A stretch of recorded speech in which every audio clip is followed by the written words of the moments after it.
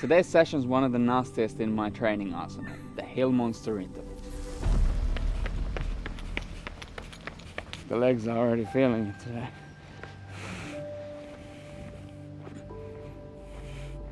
So I did a double pyramid for 4-hour session on Monday morning, and then lifted weights in the afternoon, and then a single pyramid yesterday. So it's Wednesday morning and we've already done 3,000 meters of vertical and trained for 7 hours. Nice sunrise.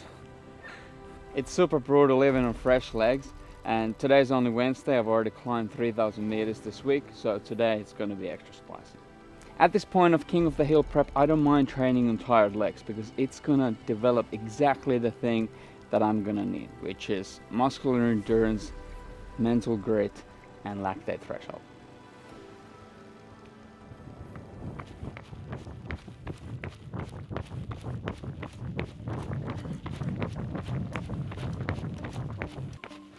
Far North Queensland, man, so beautiful.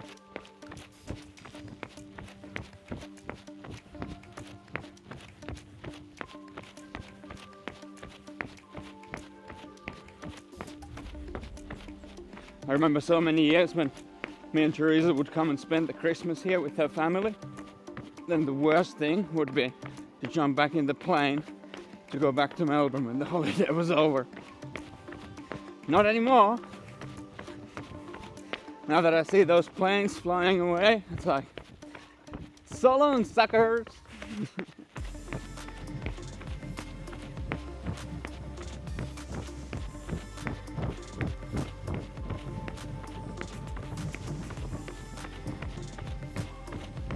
Yeah, we're just coming to the warmer part of the year. It's been nice and cool running over the last couple of months. I call it the PB season, but slowly but surely the PB season is coming to an end and we're entering the savage season, which is, you typically don't do much in terms of personal bests, but you definitely get some really good work done with the extra stress of heat and humidity.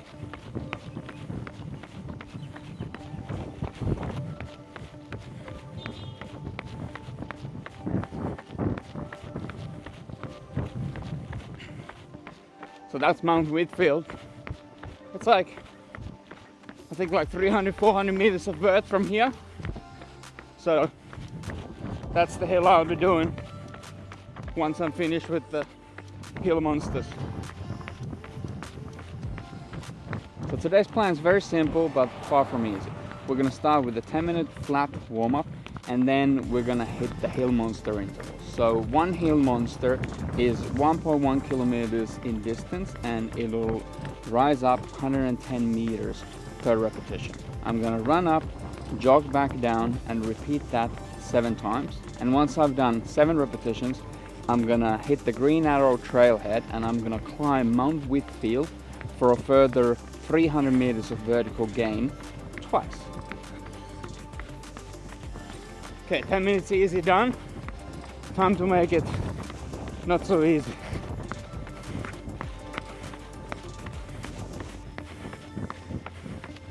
So altogether it's going to be around 3-hour session with roughly 30 kilometers of distance and at least 1,500 meters of vertical.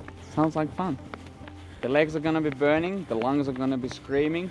It's going to be one of those sessions that hurts a lot right now, but it's going to pay off big time in the future.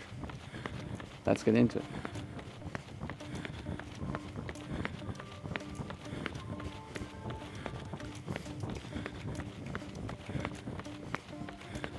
Now that we're coming to spring and the hotter part of the year here in far north Queensland, these long interval sessions are definitely getting harder. But I don't mind it because I know that heat training causes the body to create adaptations like improved cooling capabilities and improved oxygen carrying capacity, which pay dividends when the weather cools down again, or if I go race in a cooler climate.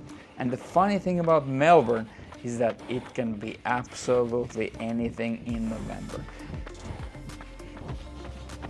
Rep 1 in the bank, the sun is starting to come up. The party's gonna only get better from here. Last year, we had some really hot afternoons and the nights were super cold and super windy.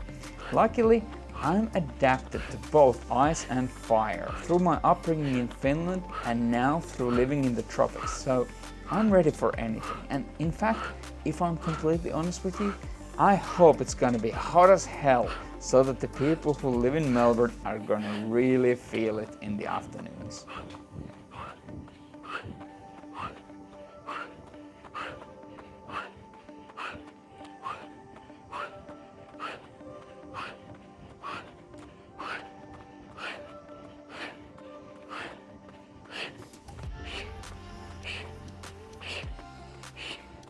When you're preparing for an ultra challenge that includes a lot of vertical gain, one of the most important things to get right is to find the right type of vertical and the right type of terrain to train on.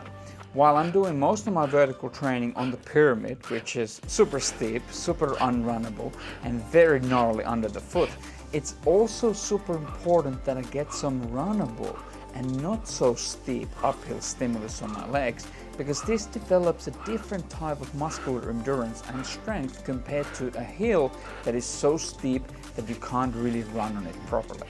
And I want to be as well-rounded athlete and as well prepared as possible.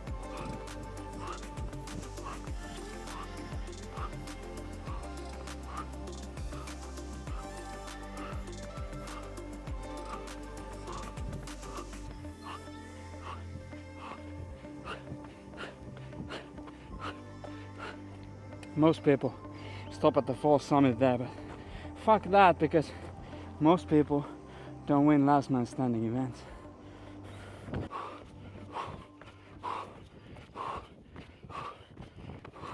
I love running in far north Queensland because the nature is so majestic here.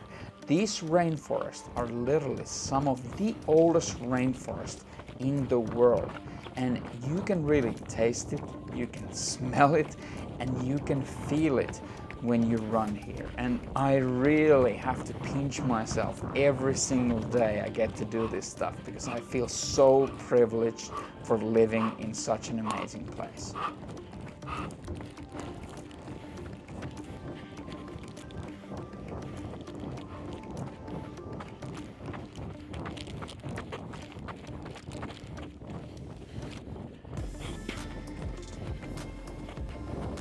It's all good and well to do all these hard training sessions, but whether or not I'll actually end up getting the maximum out of this session depends on what happens after the session.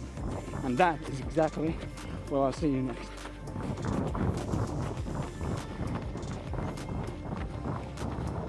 So what do you reckon of the hill monster? She's a bit spicy, isn't she?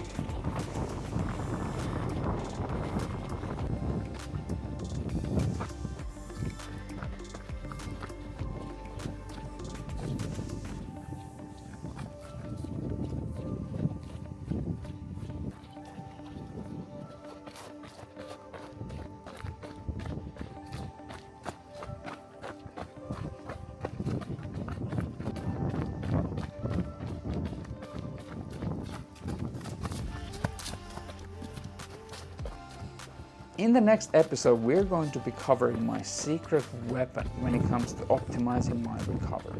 It's something that's very close to my heart, and I've grown up doing it weekly, and for the last couple of years, I've done it every single day. It's also something that's gaining a lot of momentum these days. A lot of people are doing this, but most people have no idea how to do it correctly to reap the maximum benefits. So if you think you know what I'm talking about, drop your guess in the comment section. Otherwise, I'll see you in the next episode. Make sure to subscribe to the channel and follow me on Instagram. Thank you so much for watching.